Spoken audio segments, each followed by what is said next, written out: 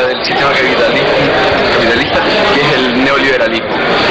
¿De qué forma podríamos, digamos, apreciar esta caída de esta fase neoliberal de este sistema capitalista, y qué podríamos esperar de aquí a continuación como consecuencia de Bueno, por ejemplo,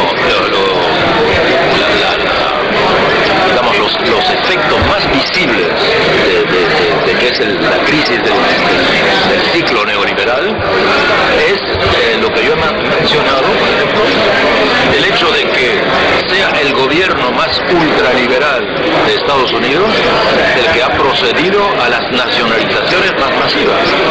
Digo, eso es contrario a la genética del neoliberalismo. El neoliberalismo solo sabe privatizar, es decir, quitarle al Estado, desposeer al Estado de su patrimonio, ¿verdad?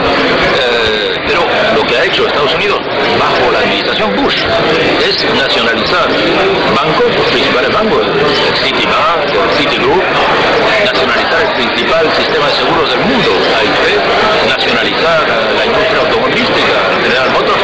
Bien. Entonces, si eso lo hubiese hecho hace 2 años, cualquier gobierno en el mundo se lo hubiese calificado de arcaico, de socialista, arcaico, etc. Pero lo ha hecho el presidente Bush. ¿Qué significa eso? Significa que el neoliberalismo no funciona. Ahora, la cuestión es, ¿cuál es la vía ideológica, digamos, cuál es la vía teórica que se va a seguir? La respuesta es, no hay teoría.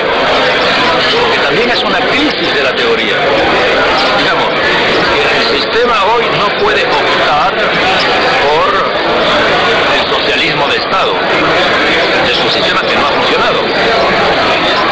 La que triunfó fue el capitalismo de mercado y en su fase neoliberal. Pero hoy que se derrumba, no hay otra teoría alternativa. De ahí la crisis que señala. Es decir, que el propio sistema no sabe bien cómo identificarse, no sabe bien a qué teoría confiarse. Bien. Pero en la práctica nosotros observamos que el regreso del Estado ha sido masivo en todas partes. Entonces, en la práctica nosotros vemos que todo lo que se está haciendo en este momento como salvataje, como operación de salvataje, es todo lo que usted quiera, menos neoliberal. Luego, ya no estamos en el neoliberalismo.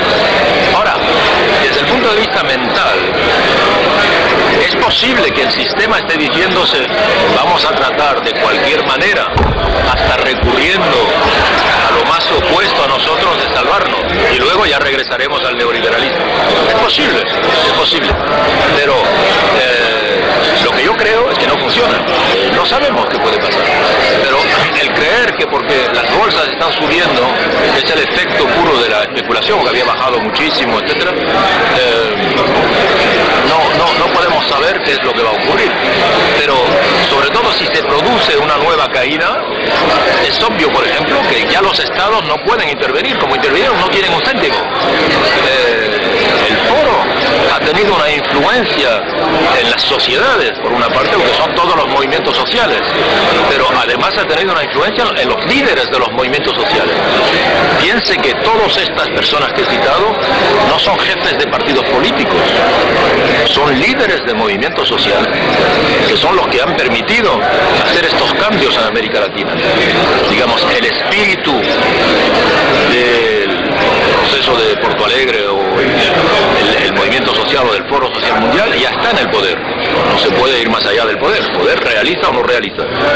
Hay que ver en otros continentes, pero en otros continentes el movimiento social no tiene aún la fuerza que tenía allá en América Latina en función de su historia. Porque en América Latina el movimiento social se había desarrollado contra las dictaduras y contra el neoliberalismo. Y entonces por consiguiente había una experiencia allá.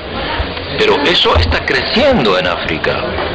Mucho en África, la sociedad está muy viva en África, porque también han tenido experiencias de regímenes muy corruptos, y la sociedad está muy organizada y organizándose cada vez más, y mirando lo que ocurre en América Latina con mucho interés. Entonces hay que dejar que eso madure, evidentemente. No, los países o los continentes no están al mismo nivel en cualquier lugar. Llega la crisis, por consiguiente la crisis puede ser un factor que ayuda al movimiento social